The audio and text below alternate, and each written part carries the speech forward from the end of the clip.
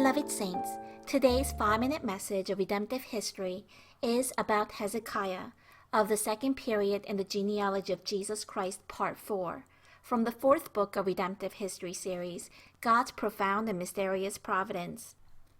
Previously, we examined how Hezekiah boldly carried out a religious reformation and how he had his life extended by 15 years on the verge of death. We also learned how Hezekiah became proud after his life was extended. At this time in Part 4, let us study how in 701 BC, Hezekiah went to battle against Assyria twice and share God's grace together. In the 14th year of Hezekiah, King Sennacherib of Assyria invaded Judah. First, during the first invasion of Judah by Assyria, Hezekiah did not rely on God. This is in 2 Kings chapter 18. Hezekiah had been healed of his fatal disease and received a 15-year extension of life through the grace of God. However, Hezekiah did not entrust himself to God, but evaded Assyrian aggression by paying 300 talents of silver, 30 talents of gold, and the gold overlays stripped from the doorposts to the king of Assyria as tribute. Second, during the second invasion of Assyria, Hezekiah and prophet Isaiah prayed with one heart and was victorious in battle. Assyria obtained a great amount of tribute during the first invasion. However, the king of Assyria was not satisfied with that, and so he had the intention to capture Jerusalem completely. And so he invaded Judah for the second time. This time, however, King Hezekiah had realized his previous mistake, and he fully trusted in the Lord.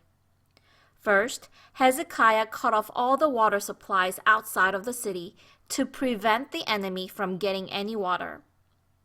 Also, he rebuilt and raised up all the wall that was broken down and built another outside wall. He also reinforced the army. He then set the people at ease, emboldened by faith. 2 Chronicles 32 verses 7 to 8 says, "Be strong and courageous. Do not fear or be dismayed because of the king of Assyria, nor because of all the horde that is with him.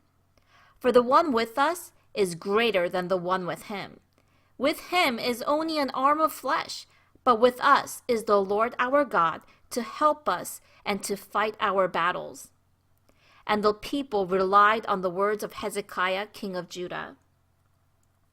At this time, Assyrian king sent an envoy named Rabshakeh, who used all kinds of wicked words to weaken the hearts of Hezekiah's servants and the people. The Assyrian king wanted the people of Judah to surrender. 2 Kings 18 verse 29 says, "This is what the king of Assyria says. Do not let Hezekiah deceive you. He cannot deliver you from my hand." 2 Kings 18 verse 32 says, "Do not listen to Hezekiah, for he is misleading you when he says, 'The Lord will deliver us.'" In such a way, the Assyrian king demoralized the Israelite people, and he also blasphemed against God. In this precarious moment of being surrounded by his enemies, King Hezekiah tore his clothes, covered himself with sackcloth, and entered the house of God. He took the threatening letter from the king of Assyria, spread it out before the Lord, and prayed earnestly. In 2 Kings 19 verses 16 to 19 says, "Incline your ear, O Lord, and hear. Open your eyes, O Lord, and see. And listen to the words of Sennacherib, which he has sent to reproach the living God. Now, O Lord our God, I pray, deliver us from his hand, that all the kingdoms of the earth may know that you alone, O Lord, are God." Hezekiah also especially sent men to prophet Isaiah to ask him for his prayer. Thus, when prophet Isaiah and King Hezekiah came together that day and prayed with one heart, there was a miracle.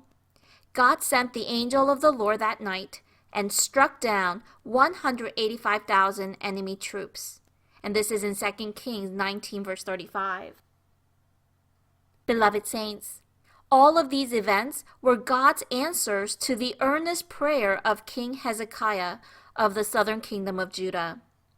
Though we may be surrounded by danger on all sides, God will send thousands upon thousands of the host of his angels to perform a miraculous salvation for us when we earnestly cling to him in reverence and prayer.